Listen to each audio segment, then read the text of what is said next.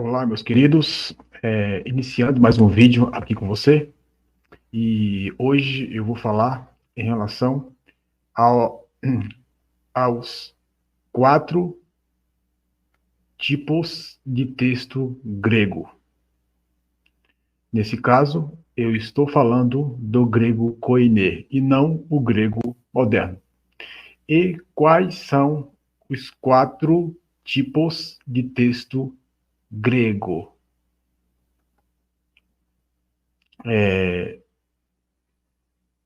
Nesse caso, o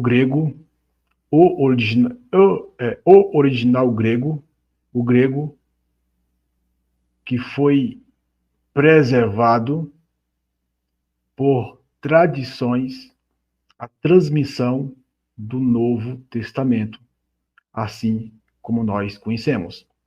E, baseado nesses textos grego,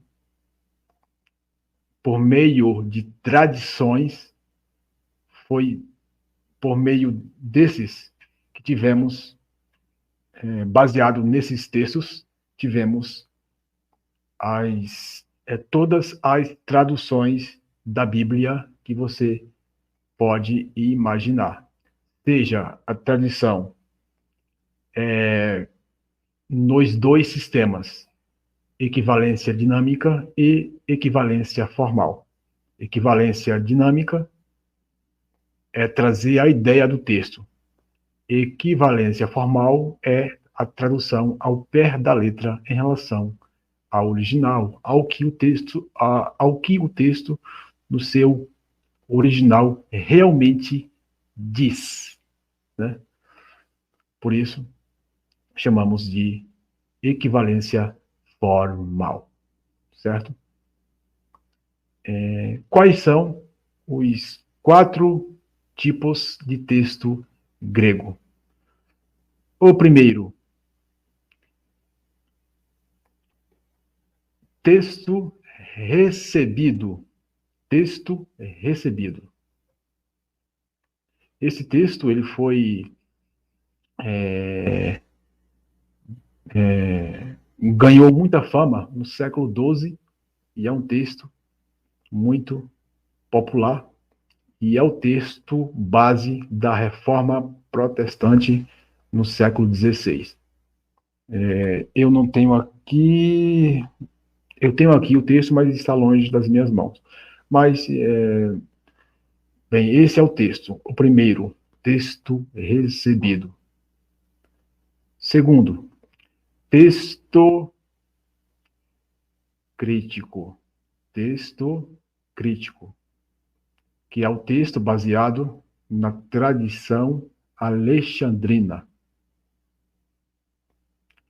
Terceiro texto grego